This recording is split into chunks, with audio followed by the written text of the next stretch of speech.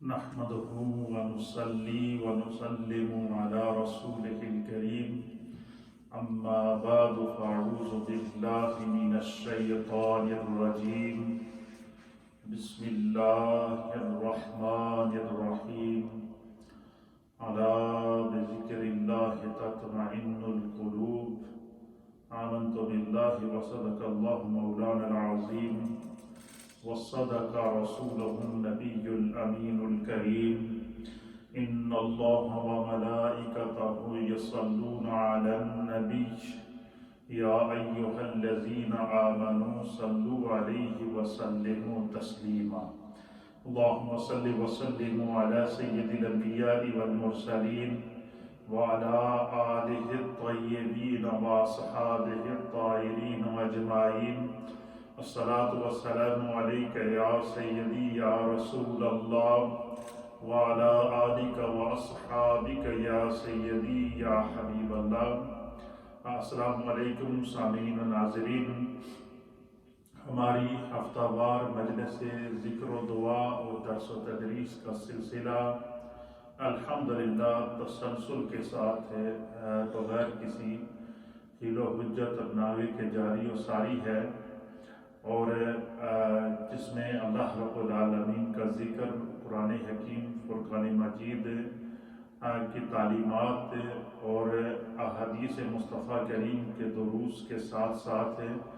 دینی اور اخلاقی تربیت ہوتی ہے، اور اس میں اللہ کا ذکر اور دعا کا ایک خوبصورت سلسلہ ہے، اور یہ وہ کڑی ہے، یہ وہ سلسلہ ہے جو اللہ رب العالمین کہ پیارے حبیب لبیب نبی رحمت صلی اللہ تعالیٰ علیہ وآلہ وسلم نے اپنے عظیم صحابہ کرام رضی اللہ تعالیٰ عنہم کو عطا کیا اور صحابیات کو عطا کیا۔ قبل اس کے کہ میں اپنی گفتگو کا آغاز کروں، سب سے پہلے میں آپ کو چاہوں گا کہ عظیم ثناخوان رسول جناب مظفر وارثی کا لکھا ہوا کلام مظفر وارثی کی آواز میں آپ کو سناتے ہیں۔ پہلے نبی پاک کی نعت سنتے ہیں۔ ان کی دہلیز کے قابل میں اگر ہو جاؤں، سبحان اللہ و بحمدہ۔ حضرات محترم، ہمارا جو ٹاپک ہے وہ تقریباً 2-3 مجالس سے ذکر کی فضیلت اور اس کی اہمیت کے اوپر ارشادات مصطفیٰ، عمل مصطفیٰ کریم صلی اللہ تعالیٰ علیہ وآلہ وسلم اور نبی اکرم صلی اللہ تعالیٰ علیہ وآلہ وسلم کی صحبت میں جب صحابہ اور صحابیات آتی تو آپ ان کو اللہ کے ذکر میں، اللہ کی تسبیح میں، تکبیر میں، تحلیل میں مصروف رکھتے، اور ساتھ ساتھ ان کو اس کی اہمیت اور فضیلت بتاتے، اور سرکار دو عالم صلی اللہ تعالیٰ علیہ وآلہ وسلم کی یہ خواہش ہوتی کہ میرا ہر امتی، چاہے وہ مرد ہو یا عورت ہو، چلتے پھرتے، اٹھتے بیٹھتے، خلوتوں میں، جلوتوں میں، تنہائی میں، اجتماع میں، جو جہاں جہاں بھی ان کو زندگی کا موقع ملتا ہے، وہ اپنی زبان کو اللہ کے ذکر سے تر رکھا کریں۔ اس کی وجہ یہ ہے کہ جس نے بھی دنیا میں خدا کا ذکر کیا اور اللہ کے ذکر کی عادت ڈالی، اللہ کے ذکر سے اپنی زبانوں کو تر رکھا، اللہ رب العالمین کے ذکر سے کو اپنی عادت بنا دیا، تو وہ پھر دنیا میں بھولتا نہیں ہے، دنیا میں وہ زندہ رہتا ہے، چاہے وہ اس دنیا میں بظاہر ظاہری حیات میں نہ ہو، اس دنیا سے پردہ بھی فرما جائے، اس کے ذکر کو خدا بلند کر دیتا ہے، اس کا تذکرہ زندہ رہتا ہے، اس کی باتیں زندہ رہتی ہیں، اس کی خلوتوں کو لوگ بیان کرتے ہیں، اس کی جلوتوں کو لوگ بیان کرتے ہیں، اور اس کی سب سے بڑی مثال ہمارے سامنے آپ صحابہ اکرام کو دیکھیں، اولیاء کاملین کو دیکھیں، اور پھر سب سے بڑھ کر انبیاء کرام کو دیکھیں کہ انہوں نے زندگی میں اپنے زبانوں کو اللہ کے ذکر سے تر رکھا، اور اللہ کا یہ فیصلہ ہے کہ فَاذْكُرُونِي أَذْكُرْكُمْ وَاشْكُرُوا لِي وَلَا تَكْفُرُونَ۔ اللہ فرماتا ہے کہ تم میرا ذکر کرو، تو بندہ ہو کر میرا ذکر کرے گا، میں خدا ہو کر تیرا ذکر کروں گا، تو تنہائی میں میرا ذکر کرے گا، میں وحدہ لا شریک ہو کر تمہارا ذکر کروں اے بندے اگر تو اجتماع میں میرا ذکر کرے گا تو میں ملائے اعلیٰ یعنی فرشتوں کے اجتماع میں تمہارا ذکر کروں گا۔ تو ذکر نبی پاک صلی اللہ علیہ وسلم نے بڑی فضیلت بیان فرمائی ہے، اور حضور علیہ السلام مردوں کو، خواتین کو، جیسے ہی حضور علیہ السلام کی مجلس میں آتی یا حضور علیہ السلام کہیں سے گزرتے اور وہاں کچھ لوگ اگر بیٹھے ہوئے ہوں تو سرکار کی عادت مبارکہ ہوتی تھی کہ وہ گزرتے گزرتے کوئی نہ کوئی نصیحت کر جاتے تھے۔ اسی طرح کی ایک حدیث میرے سامنے ہے، اور بالخصوص ہماری مائیں بہنیں جو گھروں کے اوپر سن رہی ہیں کہ خاص طور پر جو ہے وہ اس کو نوٹ کریں، کیونکہ وہ گھروں پہ اکثر بیٹھی رہتی ہیں، تو گھروں پر بیٹھے بیٹھے اگر ان کی زبانیں اللہ کے ذکر سے تر ہوں گی اور اپنے آپ کو خدا کی ذکر میں مصروف رکھیں گی تو ایسی پیاری اور سکون والی زندگی اللہ عطا فرمائے گا کہ دیکھیں آج کے دور کے اندر کتنی بے سکونی ہے، ہر شخص پریشانی میں ہے،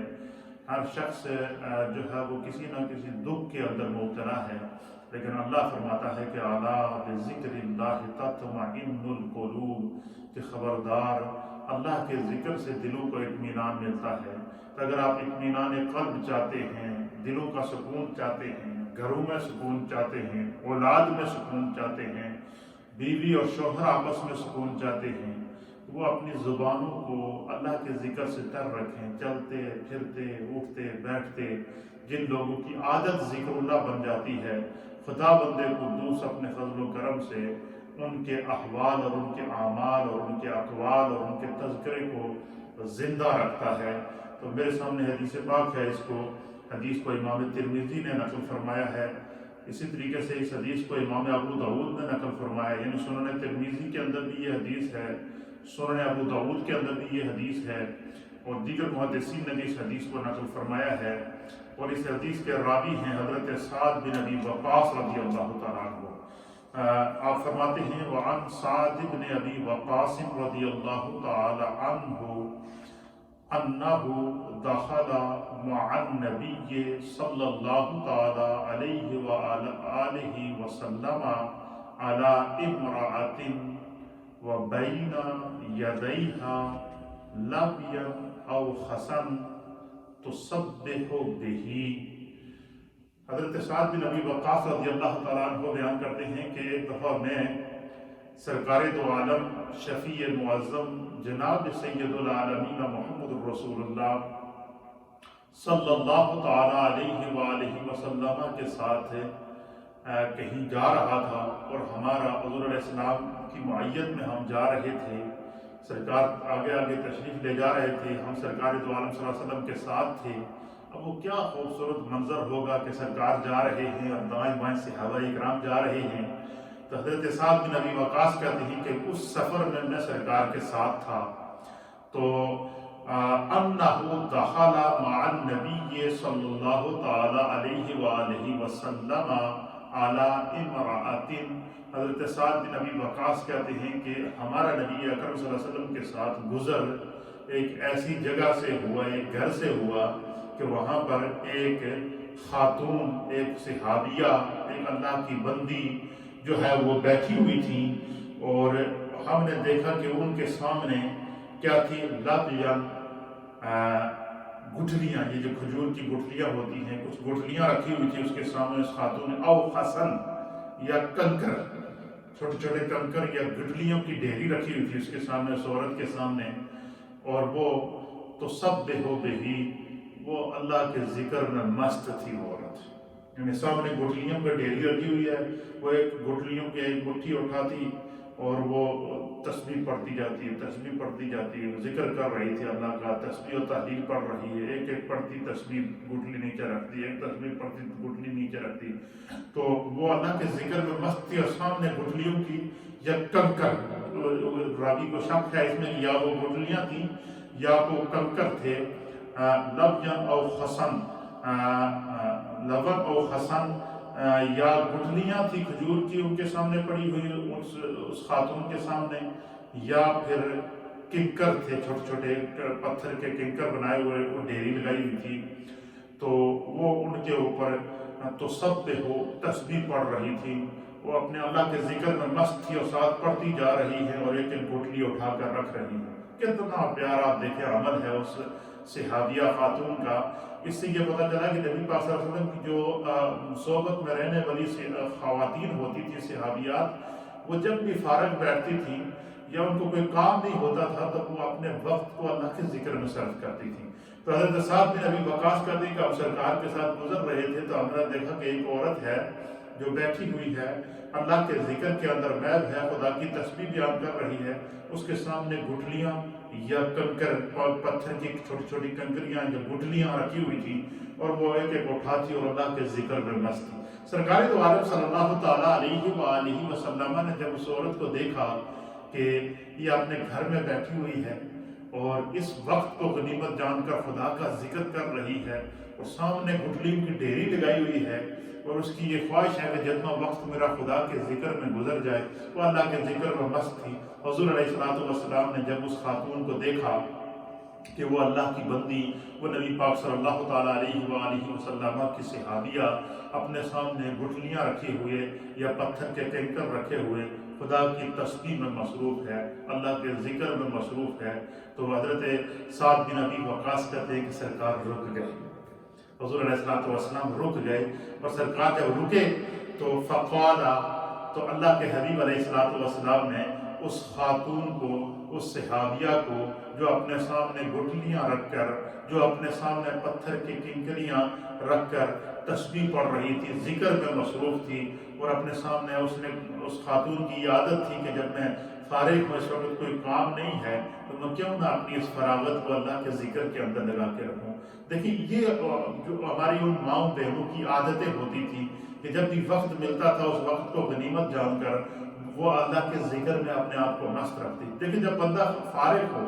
اور گھر میں بیٹھے رہی، خواتین بالخصوص ہماری مائیں بہنیں جب گھر میں بیٹھی ہوں، کوئی کام نہ ہو، تو بجائے اس کے کہ وہ جو ہے وہ کسی کی غیبت کریں، کسی کے بارے میں برا سوچیں، دل کے اندر برے خیالات آئیں، وہ اپنے اس ٹائم کو اگر وہ اللہ کے لیے وقف کر دیں اور تسبیح اور تحلیل کے اندر وقت گزاریں، وہ وقت سب سے بہترین وقت ہے۔ وہ وقت انسان کی زندگی بھی سنوار دیتا ہے، اس کی آخرت بھی سنوار دیتا ہے، انسان کے اس عمل سے خدا بھی خوش ہوتا ہے، مصطفیٰ بھی خوش ہوتا ہے، اعمال کے اندر اللہ تعالیٰ قیامت کے حساب و کتاب میں آسانی کر دیتا ہے۔ تو حضرت سعد بن ابی وقاص کہتے ہیں کہ حضور علیہ السلام جب اس خاتون کے پاس سے گزرے تو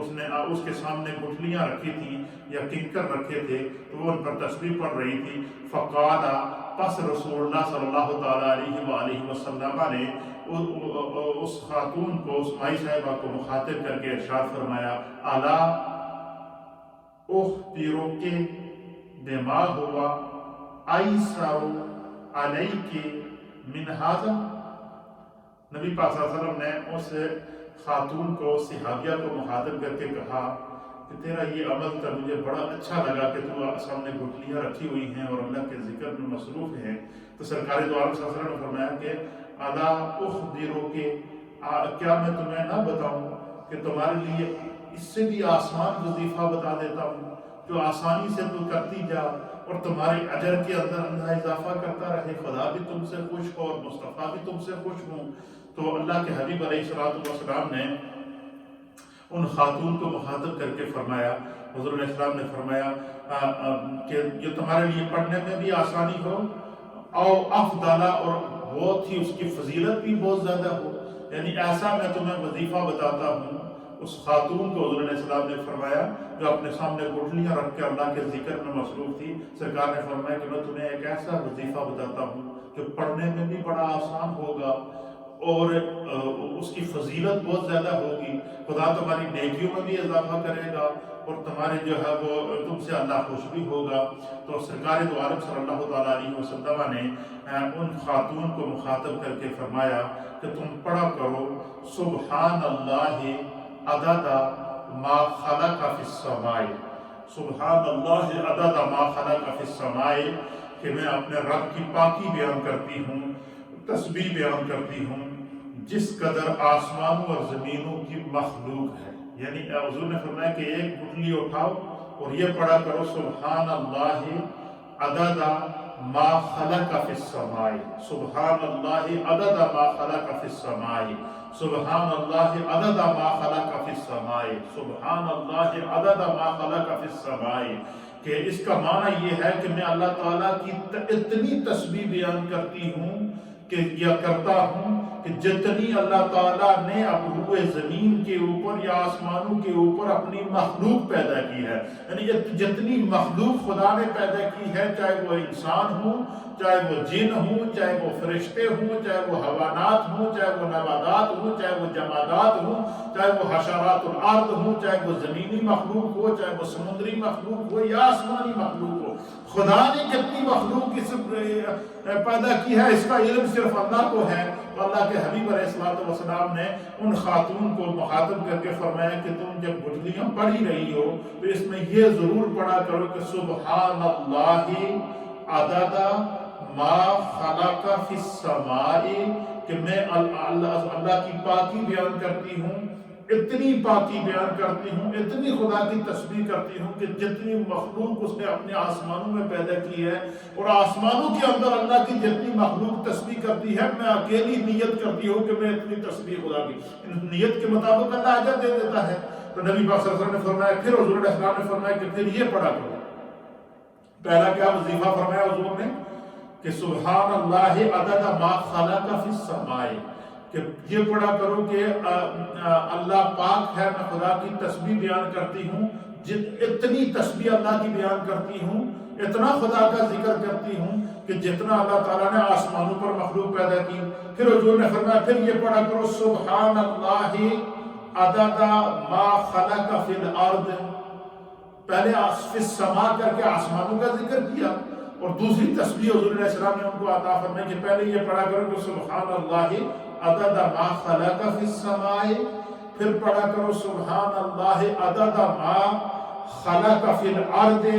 کہ جتنی اللہ تعالیٰ نے زمین پر مخلوق پیدا کی ہے میں اتنی خدا کی تسبیح بیان کرتی ہوں۔ پھر نبی پاک صلی اللہ تعالیٰ علیہ وآلہ وسلم نے فرمایا کہ پھر یہ پڑھا کرو سبحان اللہ عدد ما بین ذالک، کہ میں خداوند قدوس کی اتنی تسبیح پڑھتی ہوں کہ جتنی آسمانوں اور زمینوں کی مخلوق ہے اس کے برابر میں اللہ کی تسبیح کرتی ہوں۔ پھر سرکار دو عالم صلی اللہ علیہ وسلم نے فرمایا کہ پھر پڑھا کرو سبحان اللہ عدد ما ہوا خالق، کہ میں اللہ کی پاکی بیان کرتی ہوں اس قدر اس مخلوق کے کہ جسے اللہ جل شانہ نے جو ہے وہ پیدا کیا، یعنی اللہ نے جس قدر مخلوق روئے زمین کے اوپر اور آسمانوں کے اوپر اور جنت کے اندر پیدا کی ہے، اور اپنی مخلوق کے برابر میں خدا کی تسبیح بیان کرتی ہوں۔ پھر اللہ کے حبیب علیہ السلام نے فرمایا کہ پھر یہ پڑھا کرو، کیا پڑھا کرو؟ حضور علیہ السلام نے فرمایا کہ پڑھا کرو اللہ اکبر اللہ اکبر اللہ اکبر اللہ اکبر اللہ اکبر کا وظیفہ کیا کرو۔ پھر سرکار دو عالم صلی اللہ علیہ وسلم نے فرمایا کہ پھر یہ پڑھا کرو الحمدللہ الحمدللہ الحمدللہ الحمدللہ۔ پھر سرکار دو عالم صلی اللہ علیہ وسلم نے ان سے فرمایا کہ پڑھا کرو لا الہ الا اللہ لا الہ الا اللہ۔ پھر پڑھا کرو لا حول ولا قوت الا باللہ العلی العظیم۔ یہ جو آخری کلمات ہیں یہ تیسرا کلمہ ہے، سبحان اللہ والحمد للہ ولا الہ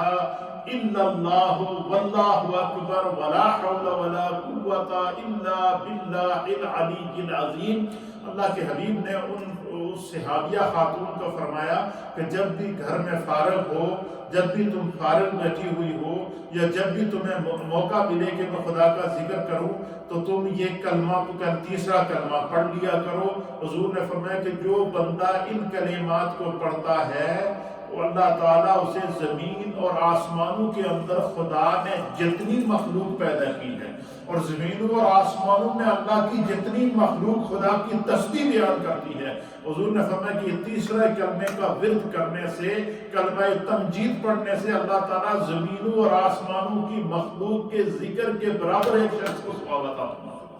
اب آپ مجھے بتائیں کہ اس سے بڑی سعادت کوئی ہوگی؟ حدیث ترمذی شریف کی حدیث ہے، اس حدیث کو سنن ابو داؤد کے اندر نقل کیا ہے۔ حضرت سعد بن ابی وقاص کہتے ہیں کہ سرکار نے چلتے چلتے دیکھا کہ ایک خاتون گھر میں بیٹھی گٹھلیاں سامنے رکھ کے اللہ کے ذکر میں محو ہے، تو اللہ کے حبیب علیہ السلام نے انہیں وظیفہ بتایا، اور سرکار نے فرمایا کہ جب تم یہ وظیفہ پڑھو گی تو اللہ زمینوں اور آسمانوں کی مخلوق کے تسبیح کے برابر تمہیں ثواب عطا فرمائے گا۔ دیکھیں دنیا میں انسان کا اپنا عمل اس کی نیکیاں بنتا ہے، دنیا میں انسان کی اپنی نمازیں اس کی نیکیاں بنتی ہیں، دنیا میں انسان کی اپنے صدقہ و خیرات اس کی نیکیاں بنتی ہیں، اس کا عمل نیک عمل بنتا ہے۔ تو اللہ کے حبیب علیہ السلام نے قیامت کے دن، اور اس کو صاحب مشکات میں بھی ترمذی اور ابو داؤد کے حوالے سے نقل فرمایا ہے، تو قیامت کے دن جو ہے وہ انسان اگر چاہے کہ اس کے ترازو اعمال جب نیکیوں کا حساب و کتاب ہو تو اس کی نیکیوں کا پلڑا بھاری ہو جائے، اور پھر فرمایا کہ جو بندہ دنیا میں اپنے لیے وظیفہ کر لے، اپنے لیے، اسی لیے علماء محدثین نے لکھا ہے بعض محدثین وہ ہیں کہ جنہوں نے 75,000 مرتبہ کلمہ طیبہ اور 75 لاکھ مرتبہ، کئی وہ ہیں جنہوں نے لاکھوں مرتبہ، اور کئیوں کا وہ عمل تھا جنہوں نے 1.25 لاکھ مرتبہ جو ہے وہ انہوں نے ہفتے میں یا دن میں ایک وقت مقرر کیا ہوتا تھا، وہ صرف اپنے لیے اعمال کو ذکر کرتے تھے، تسبیحات پڑھتے تھے، تحلیلات پڑھتے تھے، کلمہ تمجید، یہ سبحان اللہ والحمدللہ ولا الہ الا اللہ واللہ اکبر۔ بعض روایات کے مطابق کہ جس شخص نے 75,000 مرتبہ اس نیت کے ساتھ تیسرا کلمہ پڑھا ہے کہ خدا جب میں دنیا سے جاؤں تو اللہ میری بخشش کر دے، اللہ میرے گناہوں کو معاف کر دے، خدا میرے حساب و کتاب کے اندر نیکیوں کو بڑھا دے۔ فرمایا بندہ اپنے لیے وہ کلمات کو اگر پڑھ کر جائے گا، وہ کلمہ طیبہ، وہ کلمہ تمجید اس کی بخشش کا سامان بن جائے گا۔ دنیا میں کوئی اس کے لیے دعا کرنے والا ہو یا نہ ہو، دنیا میں کوئی اس کا نام لینے والا ہو یا نہ ہو، اس کا اپنا کیا ہوا عمل، اس لیے ہم نے بعض کتب کے اندر پڑھا ہے، سیرت کی کتابوں کے اندر پڑھا ہے، اولیاء کاملین، آپ کو پتہ ہے کہ میرا ایک خاص ٹاپک رہا ہے صوفیاء کرام کی حیات، صوفیانہ محفل میں بہت عرصہ 9 سال تک ٹیلی ویژن پر، اور آج بھی میرا ٹاپک وہی چل رہا ہے۔ تو میں نے تقریباً کوئی 1000 سے زائد اکابر اولیاء کاملین کی ہسٹریوں کو پڑھا ہے، ان کی لائف کو پڑھا ہے، ان کے اعمال کو اسٹڈی کیا ہے، ان کی زندگی کے ایک ایک لمحے کو پڑھا ہے۔ اکثر اولیاء کاملین کے احوال میں یہ بات لکھی ہے کہ وہ اپنی زندگی میں 75,000 مرتبہ یا 1.25 لاکھ مرتبہ تیسرا کلمہ اس نیت سے پڑھ لیتے تھے کہ میں جب دنیا سے جاؤں تو وہ میری بخشش کا ذریعہ بن جائے۔ اس لیے جتنی اور یہ وظیفہ حضور علیہ السلام کس کو دے رہے ہیں؟ ایک خاتون کو جو اپنے گھر میں بیٹھی گٹھلیاں پڑھ رہی تھی، تو حضور نے فرمایا کہ یہ پڑھ لیا کرو، اس کے پڑھنے کا یہ فائدہ ہے کہ جتنی زمینوں اور آسمانوں میں اللہ نے مخلوق پیدا کی ہے، زمینوں اور آسمانوں میں جو خدا کی مخلوق خدا کا ذکر کرتی ہے، اللہ کی تسبیح بیان کرتی ہے، اگر تم اس کو اپنا وظیفہ بنا لو گی تو اللہ تعالیٰ ان مخلوق کے برابر تمہیں ثواب عطا فرمائے گا۔ کتنا بڑا اجر ہے کہ بندہ خود عمل کرے اپنے لیے، اور اس کا عمل تو روئے زمین کی تمام مخلوق کی نیکیوں سے اس کی نیکی بڑھ جائے۔ اس لیے یہ ذکر کی مجالس کا یہ فائدہ ہے۔ ہماری جتنی مائیں بہنیں ہیں، جتنے بزرگ ہیں، آج کل تو لاک ڈاؤن کے دن چل رہے ہیں، سب لوگ فارغ گھروں میں بیٹھے ہوئے ہیں، بجائے اس کے کہ ہم ٹی وی دیکھیں، بجائے اس کے کہ ہم پورا دن فلمیں دیکھتے رہیں، بجائے اس کے کہ پورا دن ویڈیو گیمز کھیلتے رہیں، بجائے اس کے کہ پورا دن ہم بزی رہیں، ہم اپنا ٹائم کیوں نہ سپینڈ کریں کہ یہ وقت ہم اپنے رب کے لیے وقت کر دیں۔ اور کیا کرنا ہے؟ ہم نے یہ تسبیح دیکھیں، یہ تسبیح ہاتھ میں رکھ لی، یہ 101 دانے کی تسبیح ہے، یا کوئی اگر بہت بڑی ہماری بہت ساری مائیں بہنیں ایسی ہیں جنہیں خدا نے ذکر کا ذوق دیا ہے، انہوں نے 1000 دانے کی تسبیح بنائی ہوئی ہے۔ اسی طریقے سے بعض اولیاء کاملین ایسے تھے، میرے پیر و مرشد حضور شیخ العالم حضرت پیر علاؤ الدین صدیقی رحمۃ اللہ علیہ، آپ نے کئی 1000 دانوں کی تسبیح بنائی ہوتی تھی اور وہ ہر وقت پڑھتے رہتے تھے۔ اسی طریقے سے یہ تسبیح جو ہے نا، میں نے خود قبلہ پیر صاحب رحمۃ اللہ علیہ سے سنا، آپ فرماتے ہیں کہ یہ جب تسبیح ہاتھ میں ہوتی ہے تو یہ تسبیح یہ اعلیٰ ذکر ہے۔ آپ کیا کہتے ہیں کہ تسبیح کیا ہے؟ اعلیٰ ذکر ہے، کہ جب انسان کے ہاتھ میں تسبیح آ جائے تو زبان چلنا شروع ہو جاتی ہے، جب تسبیح ہاتھ میں ہی ہے تو کچھ نہ کچھ پڑھ لیں۔ فرمایا یہ ذکر کی یاد دلاتی ہے، تو اس لیے تسبیح بنا کے رکھیں۔ گٹھلیاں اس دور کے اندر گٹھلیاں ہوتی تھیں تو گٹھلیاں سامنے، یہ جو ہم کہتے ہیں نا کہ کوئی بندہ فوت ہو جاتے گٹھلیاں پڑھتے ہیں، آپ کو کہاں سے ثابت ہے؟ تو اگر کوئی آپ سے یہ پوچھے کہ یہ کہاں سے ثابت ہے، تو اس حدیث کو صاحب مشکات نے مشکات شریف کے صفحہ نمبر 201 پر بحوالہ ترمذی شریف اور بحوالہ ابو داؤد شریف میں نقل کیا، اور اس حدیث کے راوی ہیں حضرت سعد بن ابی وقاص رضی اللہ تعالیٰ عنہ کہ حضور علیہ السلام کا گزر ہوا، ایک خاتون اپنے گھر میں گٹھلیاں سامنے رکھ کر ان کے اوپر اللہ کا ذکر کر رہی تھی، خدا کی تسبیح پڑھ رہی تھی۔ سرکار دو عالم صلی اللہ علیہ وسلم کا گزر ہوا تو حضور علیہ السلام نے ان کو 4 وظیفے بتائے۔ کتنے وظیفے بتائے؟ 4 وظیفے۔ ان میں سے پہلا وظیفہ کیا تھا؟ حضور علیہ السلام نے فرمایا کہ جب تم گٹھلیاں پڑھتی ہی ہو، جب تم پڑھا کرو کہ سبحان اللہ عدد ما خلق فی السماء، کتنا آسان ہے، 2 جملے ہیں۔ سبحان اللہ تو ہمیں ہر وقت پڑھتے ہی رہتے ہیں، یہ اللہ تعالیٰ نے ہماری زبان پر جاری کر دیا، یہ اس کا کرم ہے۔ تو فرمایا کہ حضور نے فرمایا کہ پڑھا کرو سبحان اللہ عدد ما خلق فی السماء۔ دوسرا وظیفہ حضور نے فرمایا سبحان اللہ عدد ما خلق فی الارض، کہ میں اللہ کی تسبیح اتنی بیان کروں گی، اتنا اللہ کی تسبیح بیان کرتی ہوں جتنی کہ خدا نے آسمانوں میں مخلوق پیدا کی ہے۔ صرف نیت کرنی ہے، اور نیت کے مطابق اللہ تعالیٰ جتنی آسمانوں کے اندر جتنی مخلوق خدا کا ذکر کرتی ہے، اللہ تعالیٰ ہماری اس نیت کے مطابق ہمیں اتنا ثواب عطا فرمائے۔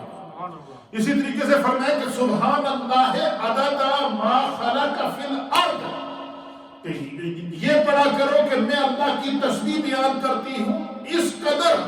جتنی خدا نے زمین کے اوپر اپنی مخلوقات پیدا کی ہے، اور جتنی اللہ کی مخلوق زمین پر اللہ کی تسبیح بیان کرتی ہے، میں اکیلی اس تسبیح کو پڑھنے کی نیت کرتی ہوں۔ یہ تو بظاہر انسان کے لیے ممکن نہیں ہے، لیکن نیت کرنی ہے، اور تسبیح بھی خدا کا اور ذکر بھی خدا کا۔ نیت کیا کی ہے کہ جتنی اللہ کی مخلوق آسمانوں میں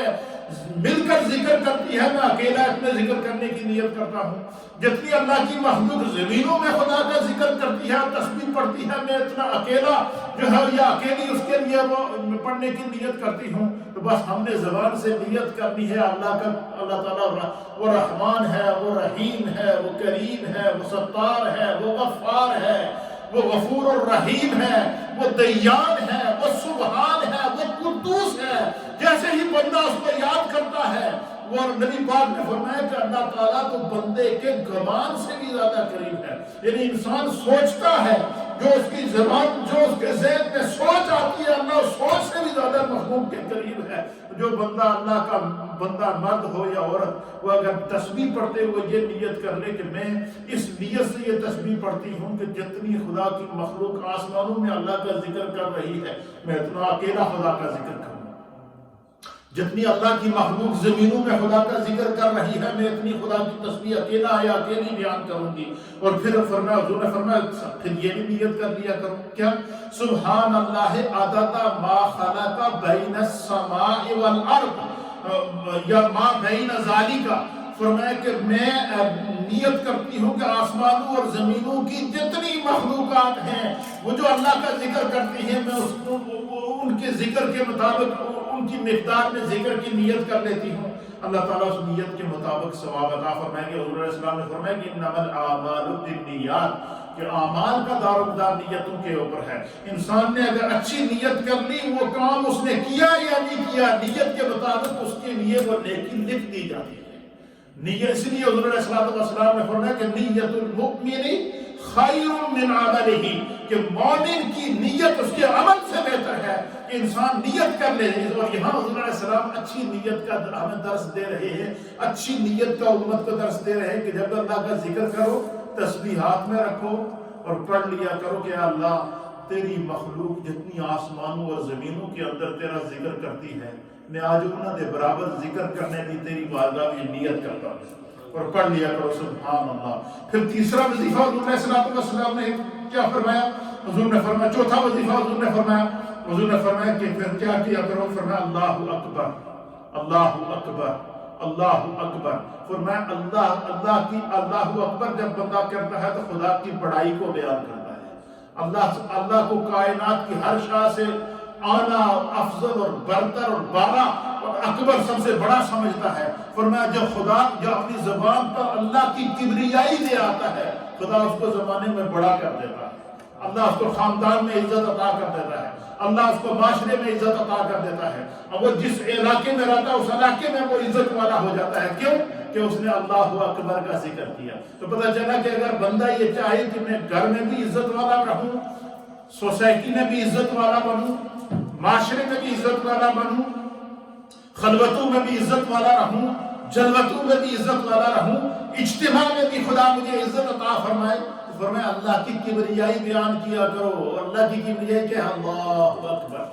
اللہ اکبر، اللہ اکبر، اللہ اکبر، اللہ اکبر۔ وہ خاتون سامنے گٹھلیاں رکھ کے پڑھ رہی تھی، سرکار چلتے ہوئے رک گئے۔ حضور نے فرمایا اتنی محبت سے اللہ کا ذکر کر رہی ہے، کیوں نہ آج میں تمہیں بہت دولت عطا کر دوں کہ تیری دنیا بھی سنور جائے، آخرت بھی سنور جائے۔ تو حضور علیہ السلام نے ان کو 4 وظیفے دیے، یہ ایک دفعہ پھر نوٹ کر لیں۔ پہلا وظیفہ کیا دیا کہ حضور نے فرمایا کہ تم یہ گٹھلیاں جو پڑھ رہی ہو تو اس میں یہ پڑھ لیا کرو کہ سبحان اللہ عدد ما خلق فی السماء، کہ میں اللہ تعالیٰ کی تسبیح بیان کرتی ہوں اتنی کہ جتنی خدا کی آسمانوں کے اندر مخلوق اللہ کی تسبیح بیان کرتی، یہ نیت کر لو۔ اور دوسری نیت کیا کہ سبحان اللہ عدد ما خلق فی الارض، کہ میں اللہ تعالیٰ کی میں تسبیح بیان کرتی ہوں اس نیت کے ساتھ کہ اللہ تعالیٰ نے مجھے جو زمین کے اوپر خدا نے جتنی مخلوق پیدا کی ہے اس مخلوق کے برابر اللہ کے ذکر کی میں نیت کرتی ہوں۔ اور تیسرا کیا ہے؟ سبحان اللہ عدد ما خلق، سبحان اللہ عدد ما بین ذالک، کہ میں اللہ تعالیٰ کی نیت، میں ذکر کی نیت کرتی ہوں جو آسمانوں اور زمینوں کے اندر اللہ نے جو مخلوق کیا اس کے برابر خدا کا ذکر کرتی ہوں۔ اور چوتھا وظیفہ حضور علیہ السلام نے کیا فرمایا؟ کلمہ تمجید، تیسرا کلمہ کیا؟ سبحان اللہ والحمد للہ ولا الہ الا اللہ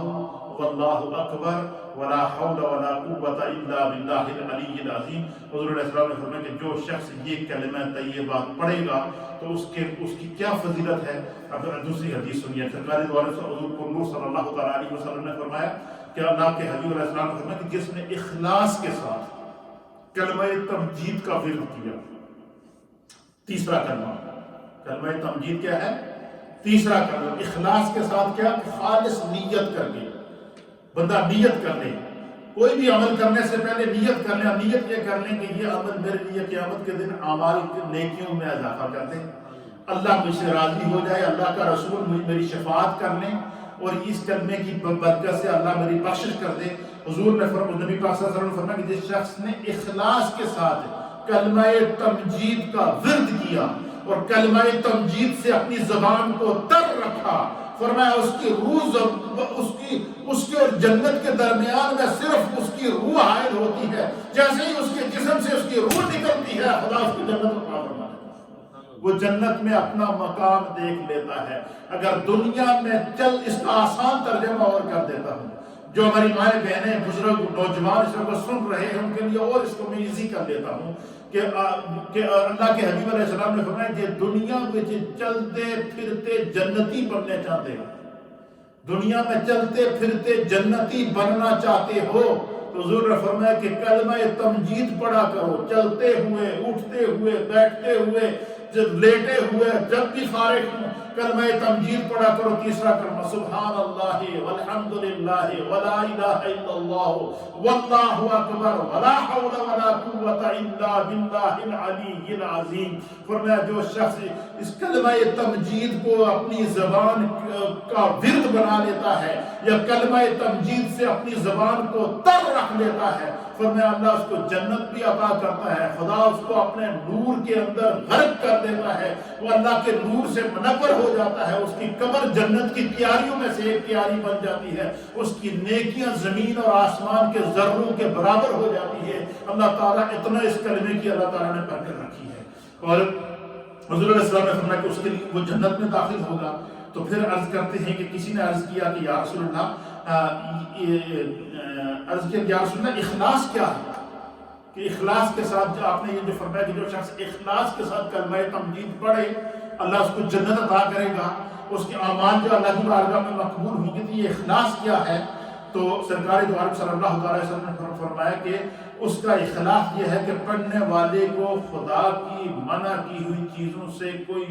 جو ہے وہ روک لے. یعنی کہ فرمایا کہ بس اس کا اخلاص یہ ہے کہ چلتے پھرتے اٹھتے بیٹھتے اس کی نیت یہ ہو کہ میں جو بھی کلمہ پڑھ رہا ہوں وہ دل، یعنی اس کی زبان اگر ذکر کر رہی ہے تو اس کا دل بھی ذکر کرے، اس کا تصور بھی ذکر کرے، اس کا تخیل بھی ذکر کرے، اور نیت یہ ہو کہ میں اس وقت میری زبان پر یہ جو کلمہ تمجید جاری ہے،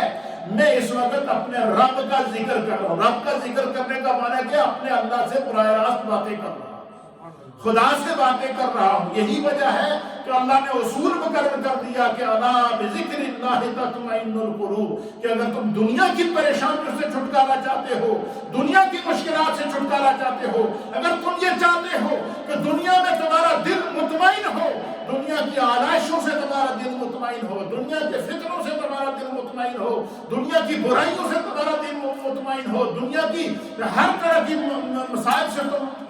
پریشانیوں سے بچ سکو، فرما اللہ کا ذکر کرو. اور پھر یہ بھی ساتھ میں اصول بیان کر دیا، فَاذْكُرُونِي أَذْكُرْكُمْ. اللہ فرماتا ہے کہ جو بندہ میرا ذکر کرتا ہے، وہ بندہ ہو کر میرا ذکر کرتا ہے، میں خدا ہو کر اس کا ذکر کرتا ہوں. وہ تنہائی میں میرا ذکر کرتا ہے، میں وحدہ لا شریک ہو کر اس کا ذکر کرتا ہوں. اگر وہ اجتماع میں میرا ذکر کرے گا تو حضور نے فرمایا کہ اللہ ملائے اعلیٰ کے اندر فرشتوں کے اجتماع میں اس کا ذکر کرتا ہے. اب مجھے بتائیے اس سے بڑی کوئی برکت ہوگی اس خوش قسمت مرد کا اور اس خوش قسمت عورت کا کیا مقام ہوگا کہ جس کا ذکر اللہ فرشتوں کے سامنے کرے اور خدا ذکر کرے بندے کا. یہ کیسے ممکن ہے؟ تو حضور نے فرمایا کہ بندہ اپنی زبان کو اللہ کے ذکر سے تر رکھے. یعنی اس کلمے کو اخلاص کے ساتھ پڑھنے کا مطلب یہ ہے، آگے اس کی شرح کے اندر محدثین لکھتے ہیں کہ اس کلمے کو اخلاص کے ساتھ پڑھنے کا مطلب یہ ہے کہ اس کو خوب سمجھ کر پڑھے، سچے دل سے یقین کے ساتھ خدا کے معبود ہونے کا اقرار کرے، اللہ کو وحدہ لا شریک سمجھتا ہوا ان کلمات کو پڑھتا رہے، اور یہ یقین کرے کہ اللہ تعالیٰ حاضر و ناظر ہے، قدرت والا ہے، شدید العقاب ہے، سریع الحساب ہے، اور وہ گناہوں کو بخشنے والا ہے، وہ ستار ہے، وہ غفار ہے. لہذا میں اس کا ذکر کیوں نہ کروں کہ جو بخشنے والا بھی ہے، اس کا ذکر کیوں نہ کروں جو رحیم بھی ہے، اس کا ذکر کیوں نہ کروں جو رازق بھی ہے، رزاق بھی ہے، جو رزق کی عطا کرتا ہے، جس نے مجھے سانسیں عطا کی ہے، جس نے مجھے زندگی عطا کی ہے، جس نے مجھے دولت عطا کی ہے، جس نے مجھے اولاد عطا کی ہے، جس نے مجھے مال عطا کیا ہے، جس نے مجھے دنیا میں کسی کا اپنے سوائے کسی کا محتاج نہیں کیا ہے، میں اس کا ذکر کیوں نہ کروں جب اس نے مجھے اتنی نعمتیں عطا کر دی کہ خود فرما دیا کہ وَإِن تَعُدُّوا نِعْمَةَ اللَّهِ لَا تُحْصُوهَا، کہ تم خدا کی نعمتوں کو اگر شمار کرنا چاہو تو تم نہیں کر سکتے. جب اس نے مجھے بے شمار نعمتیں عطا کر دی ہیں تو میں کیوں نہ اس کا ذکر چلتے پھرتے اٹھتے بیٹھتے کروں. تو اس لیے اس حدیث کا مفہوم کیا ہے کہ اللہ کے حبیب علیہ السلام نے فرمایا کہ اگر انسان چاہے کہ اللہ کی آسمانوں کی مخلوق کے برابر خدا اسے ثواب عطا فرمائے. یہ حدیث کا نتیجہ ہے سن لیں کہ اگر انسان چاہے کہ آسمانوں کے اوپر ساتوں آسمان پر جو اللہ نے مخلوق پیدا کی ہے، اگر انسان چاہے کہ ان ساتوں آسمان کی مخلوق کے برابر خدا اسے ثواب عطا کرے تو وہ کلمہ تمجید پڑھے. تیسرا کلمہ.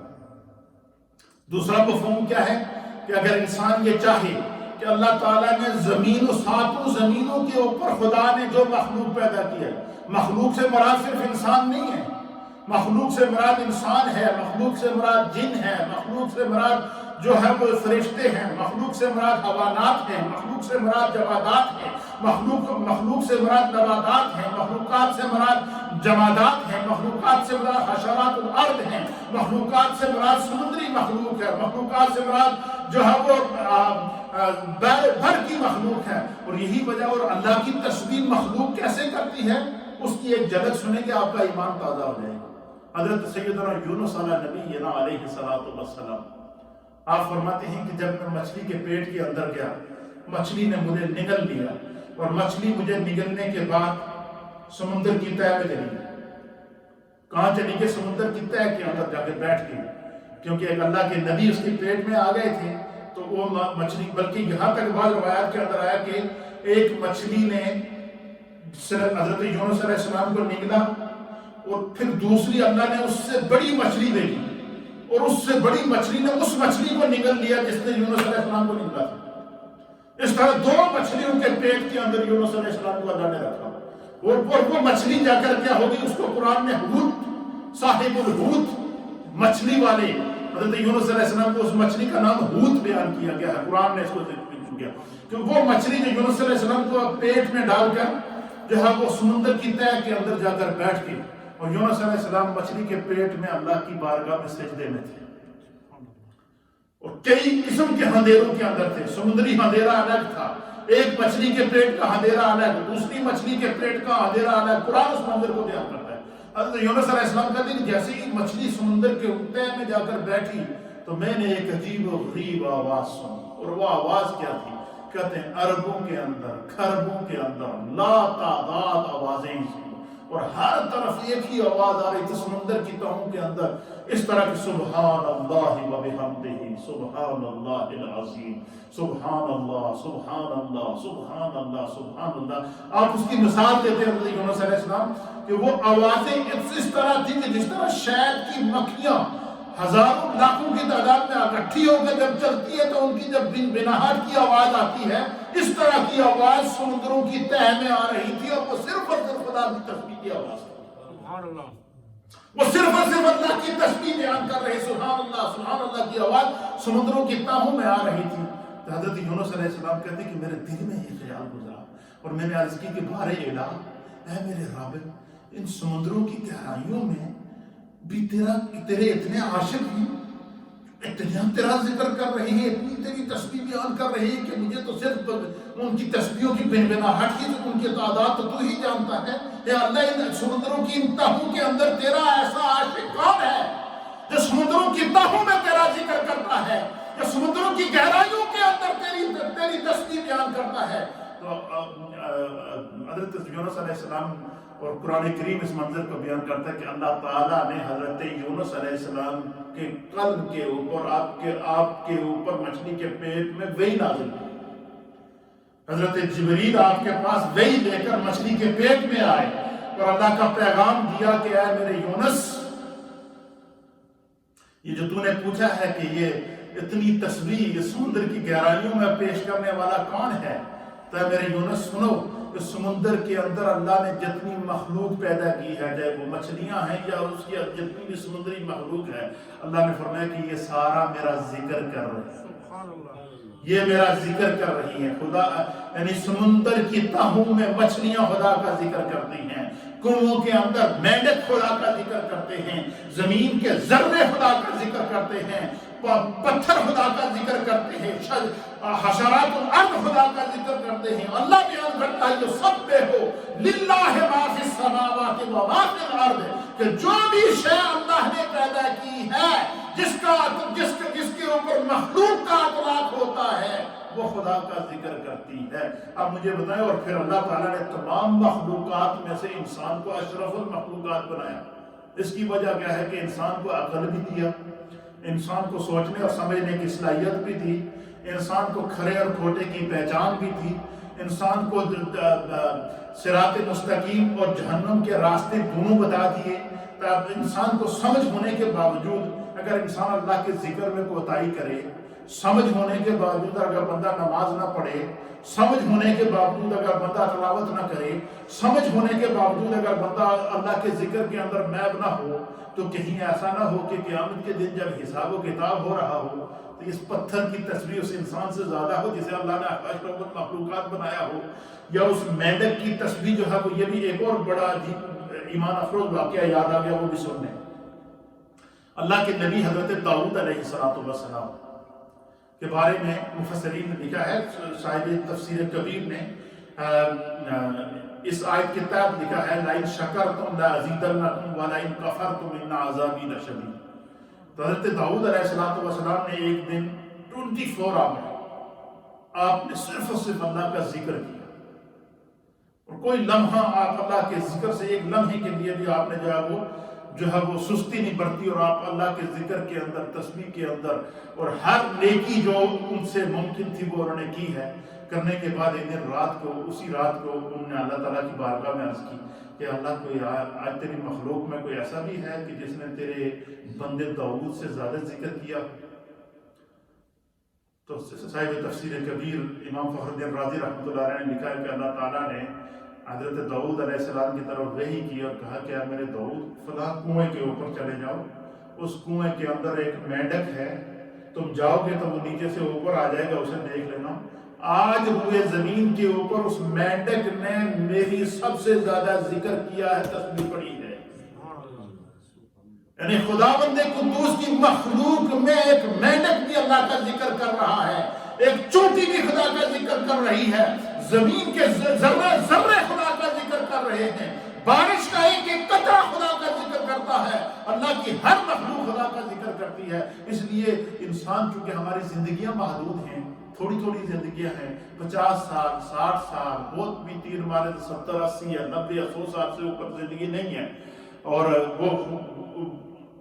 زندگیاں کم ہیں، اور ہماری جو ہے وہ دنیاوی مصروفیات اتنی ہیں کہ کیا پتہ ہماری بخشش ہو سکے نہ سکے۔ اس حدیث کے اندر اللہ کے حبیب علیہ السلام نے کتنا آسان وظیفہ بتایا۔ حضور نے فرمایا اللہ کا ذکر کرنے تو پہلے ایک نیت کر لیا کرو کہ اللہ اج جڑا میں ذکر کر رہا ہوں، میری نیت یہ ہے کہ ستاں آسمانیں تے جڑی تیری مخلوق ذکر کر رہی ہے، میرا ذکر ہونا تو زیادہ ہوئے، ساتوں زمینوں پر جو تیری مخلوق تیرا ذکر کر رہی ہے، میرا ذکر ان سے زیادہ ہو، اور آسمانوں اور زمینوں کے بیچ میں جو تم نے مخلوق پیدا کی ہے جو تیری تسبیح بیان کر رہی ہے، آج میری تسبیح ان سے زیادہ ہو، یعنی اس کا اجر و ثواب اس سے زیادہ مجھے عطا کیا جائے۔ تو حضور علیہ السلام نے فرمایا یہ نیت کر کے یہ کلمات پڑھ لیا کرو، کلمہ تمجید پڑھ لیا کرو، زمین کے ذروں کے برابر، یہ اس سے بڑھ کر خدا تمہیں اجر عطا فرمائے گا۔ ایک روایت کے مطابق بارش کے قطروں سے بھی زائد اللہ تمہیں اس کے برابر تمہیں خدا ثواب عطا فرمائے گا۔ اور ایک روایت کے مطابق جیسے سبحان اللہ و بحمدہ سبحان اللہ العظیم 100 مرتبہ پڑھا، حضور نے فرمایا اگر اس کے گناہ سمندر کی جھاگ کے برابر ہوں گے خدا پہ بھی معاف کر دے۔ یہ جو ذکر کی مجالس ہوتی ہیں یہ بخشش کا ذریعہ ہے، اس لیے ان مجلسوں کو پابندی سے کریں، پابندی سے سنیں، جو بات آپ کو بتائی جائے اس پر عمل کریں، شاید یہ عمل ہماری نجات کا ذریعہ بن جائے۔ اللہ اپنی بارگاہ میں قبول فرمائے۔ آج چونکہ ہم نے حدیث پڑھی ہے، پہلے شاید ہمارے علم میں نہیں تھا، اب علم آ گیا ہے، لہذا ذکر سے پہلے آپ تمام حضرات، مائیں بہنیں، بزرگ، نوجوان جو گھروں میں بیٹھے ہیں، آپ میرے ساتھ اس حدیث کے مطابق نیت کر لیں، آج جو ہم ذکر کریں گے خدا ہمیں ساتوں آسمان کی مخلوق میں جو اللہ کا ذکر کرنے والی مخلوقات ہیں، چاہے وہ فرشتے ہوں یا جو بھی مخلوق ہوں، اللہ ہمیں ان سے زیادہ یا ان کے برابر ثواب عطا فرمائے۔ یہ بھی نیت کر لیں میرے ساتھ کہ آج ہم جو ذکر کر رہے ہیں ساتوں زمینوں پر رہنے والی مخلوق کے برابر خدا ہمیں ثواب عطا فرمائے۔ اور یہ بھی نیت کر لیں کہ اللہ تعالیٰ جو ہے وہ قیامت والے دن جب ہمارا حساب و کتاب ہو، تو آج کی یہ جو مجلس ذکر ہے، اس ذکر کی مجلس کو اللہ تعالیٰ قیامت کے دن ہماری نیکیوں میں اضافے کا سبب بنا کر ہماری بخشش کا ذریعہ بنا دے۔ اور یہ بھی نیت میرے ساتھ کر لیں کہ اللہ تعالیٰ آج اس کلمہ طیبہ کی ذکر کی برکت سے خدا ہم سب کے گناہوں کو، چاہے وہ صغیرہ ہوں یا کبیرہ ہوں، معاف کر کے سچی توبہ کی توفیق عطا فرمائے۔ یہ وہ خزانہ ہے، یہ وہ دولت ہے، یہ وہ اصل میں وہ امیری ہے جو اللہ نے ایک مومن کے لیے رکھی ہے۔ اور جس شخص کے حصے میں یہ ذکر آ جائے کلمہ تمجید کا، جس شخص کے حصے میں سبحان اللہ و بحمدہ سبحان اللہ العظیم کی دولت آ جائے، جس شخص کے حصے میں کلمہ تمجید تیسرے کلمے کی دولت آ جائے، جس شخص کے حصے میں نمازوں کی دولت آ جائے، جس شخص کے حصے میں زکوٰۃ کی دولت آ جائے، جس شخص کے حصے میں صدقات کی دولت آ جائے، جس شخص کے حصے کے اندر حج کی دولت آ جائے، جس شخص کے حصے کے اندر صدقہ و خیرات کی دولت آ جائے، جس شخص کے حصے کے اندر نیکیوں کی دولت آ جائے، دنیا میں اس سے بڑا امیر آدمی کوئی نہیں ہے۔ اس کا اصل بینک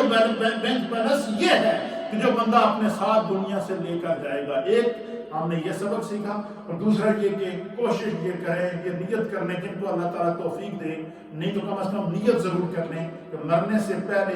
اپنے لیے ایک دفعہ ضرور 75,000 مرتبہ کلمہ طیبہ تیسرا کلمہ پڑھنا ہے۔ یہ اگر ہم اس پر عمل کر لیں گے، خدا ہم سب کو اس پر عمل کی توفیق عطا فرمائے۔ نہیں تو نیت ضرور کریں، نیت کا اللہ ضرور ثواب عطا فرمائے گا۔ حضور نے فرمایا کوئی اس کے لیے دعا کرنے والا ہو نہ ہو، وہ اس کا عمل اس کے لیے بخشش بن جائے گا، نیکی بن جائے گا۔ خدا ہمیں دین کو سمجھنے کی توفیق عطا فرمائے۔ یہ چند اصلاحی کلمات تھے اور نبی پاک کی حدیث سے ہمیں اتنا علم ملا ہے، خدا ہم سب کو عمل کی توفیق عطا فرمائے۔ تھوڑا سا ذکر، پہلے نیت یاد ہوگی آپ حضرات کو کہ آج کے ہم ذکر کی نیت کرتے ہیں کہ اللہ تعالیٰ ساتوں آسمان کی مخلوق کے برابر ذکر کی ہمیں ثواب دے، ساتوں زمینوں کے اوپر رہنے والی مخلوق کے ذکر کے برابر اللہ ہمیں آج کی محفل کا ثواب دے، سمندروں کے بیچ میں رہنے والی مخلوق کے برابر اللہ ہمیں ثواب دے، آسمانوں اور زمینوں کے بیچ میں رہنے والی مخلوق کے ذکر کے برابر اللہ ہمیں آج کی مجلس کا ثواب عطا فرمائے۔ یہ نیت کر کے بسم اللہ الرحمن الرحیم پہلے میں کلمہ شریف کا ذکر کرتا ہوں اور پھر اس کے بعد تیسرا کلمہ جو کلمہ تمجید ہے اس کا ورد کر کے ہم دعا کریں گے۔ اللہم صلی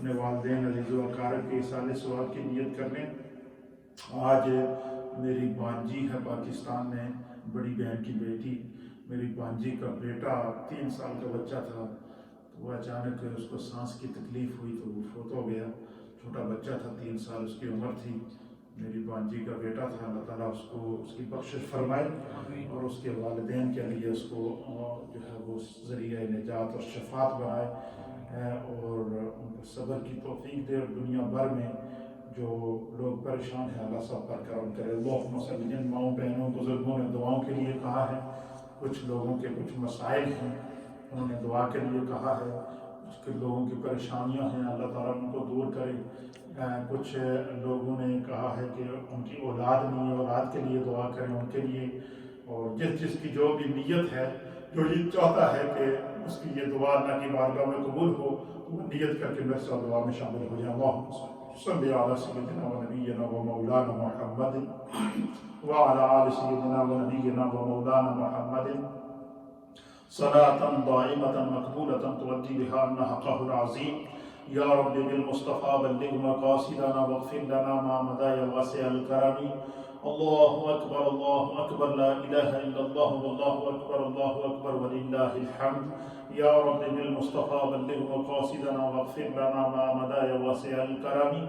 یا رب کریم، جتنے جملہ کلمات طیبات پڑھے ہیں، جو ذکر شریف کیا گیا ہے، تسبیحات اور تحلیلات پڑھی گئی ہیں، اس حدیث کے مطابق آج ہم نے جتنی نیکیوں کی نیت کی ہے، اللہ ہم سب کو اس کا اجر عطا فرما۔ یا اللہ اسے اپنی بارگاہ میں مقبول اور معجور فرما۔ دین کے علم کو حاصل کر کے اس پر عمل کی اللہ ہمیں توفیق عطا فرما۔ یا اللہ جن گھروں میں مشکلات ہیں ان کو دور فرما، جن گھروں میں پریشانیاں ہیں اللہ ان کو دور فرما، جن کو بچوں کی پریشانیاں ہیں اللہ دور فرما، جن کو بچیوں کی پریشانیاں ہیں اللہ دور فرما، جن گھروں میں مشکلات ہیں اللہ ان پر کرم فرما، اپنی اور اپنے محبوب کی سچی محبت اور اتباع نصیب فرما، اسلام پر زندگی عطا فرما، ہم سب کے تمام مرحومین کی بخشش اور مغفرت فرما، سب کے درجات کو بلند فرما۔ کووڈ-19 کے ذریعے جو لوگ شہید ہوئے ہیں مومنین، اللہ ان کی بخشش فرما، جو لوگ اس بیماری میں مبتلا ہیں اللہ ان کو شفا عطا فرما۔ ہمارے ایک دوست ہیں حافظ جاوید صاحب، برمنگھم میں بیمار ہیں، اللہ ان کو شفا کاملہ عاجلہ تامہ دائمہ مستمر عطا فرما۔ میرے بڑے بھائی ہیں علامہ قاری سیف اللہ نقشبندی صاحب، وہ بیمار ہیں، اللہ ان کو شفا کاملہ عاجلہ عطا فرما۔ جو میری بانجی کا بیٹا اللہ آج فوت ہوا ہے، اللہ اس بچی کو صبر عطا فرما۔ یا اللہ اس کے والدین کے لیے اس بچے کو ذریعہ شفاعت اور نجات بنا، اپنے فضل و کرم سے اللہ ان کو اس بچے کا نعم البدل عطا فرما۔ ماں باپ کو یہ صدمہ عظیم و برداشت کی توفیق عطا فرما، ہم سب پر اپنا کرم فرما۔ جو بے اولاد ہیں اللہ انہیں نیک اور صالح اولاد عطا فرما۔ جن ماؤں بہنوں بزرگوں نوجوانوں نے دعاؤں کے لیے کہا ہے اللہ ان کے حق میں اس دعا کو قبول فرما۔ یا اللہ ہم سب پر اپنا کرم فرما۔ جو مقروض ہیں اللہ انہیں قرض کی دولت کو ادا کرنے کی توفیق عطا فرما۔ جو مشکلات میں ہیں اللہ ان کی مشکلات کو دور فرما۔ جو بے روزگار ہیں انہیں رزق حلال وسعت سے عطا فرما۔ جو بچے اور بچیاں ایگزام دے رہے ہیں، امتحان دے رہے ہیں، اچھے فیچر کی تلاش میں ہے اللہ ان کے لیے آسانیاں پیدا فرما۔ سب کے گھروں میں برکت عطا فرما، سب کی اولادوں میں برکت عطا فرما، ہم سب کو صحت و سلامتی عطا فرما۔ دنیا میں اپنے سوائے کسی کا محتاج نہ کرنا۔ جن جن خواتین و احباب نے دعاؤں کے لیے کہا ہے، جس نیت سے کہا ہے اللہ ان کے حق میں اس دعا کو قبول فرما۔ ربنا تقبل منا انك انت السميع العليم وتب علينا انك انت التواب الرحيم۔ ربنا اغفر لي ولوالدي وللمؤمنين يوم يقوم الحساب۔